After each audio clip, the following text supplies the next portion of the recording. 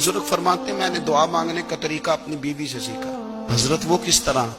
फरमाने लगे मेरी बीवी ने ना मुझे कोई काम बताया, कुछ पैसों की जरूरत के लिए कहा, तो मैंने उसे कहा कि भाई अभी मेरे पास नहीं है, कुछ दिनों में आते हैं तो मैं दे दूंगा।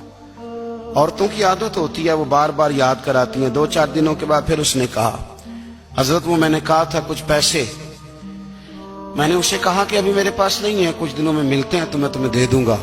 उसने कुछ दिनों के बाद फिर कहा हुजूर वो मैंने कुछ पैसे कहे थे।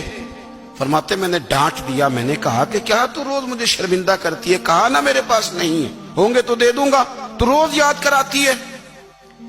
फरमाते उसने पहले तो मेरी डांट को सहा, फिर मेरे सख्त जुमलों ने उसकी आंखों में आंसू पैदा कर दिए, फिर उसने अपने आंचल में अपने उस दुख को समेटा और फिर उसने एक जुमला कहा तो मैं रो पड़ा और मुझे अपने रब से मांगने का तरीका आ गया।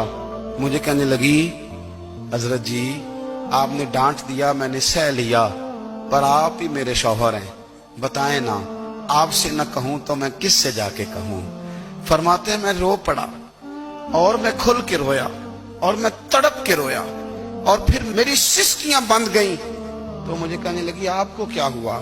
मैंने कहा मुझे भी दुआ मांगनी आ गई है। जब मैं उसे कहूंगा ना अल्लाह तू ही मेरा रब है, मैं तुझसे न कहूं तो मैं किससे जाके कहूं, मैं क्यों किसी बंदे से सवाल करूं, मैं क्यों किसी दुनियादार से कहूं, मैं तेरे बंदों का नेक बंदों का वसीला लेके तेरे महबूब की गुलामी लेके तेरी बारगाह में आया, तुझसे ना मांगूं तो किससे मांगूं। समझ आ गई है, जब मैं इस रंग में मांगूंगा तो तेरा रब मेरे ऊपर बड़ा ही फजल फरमाएगा।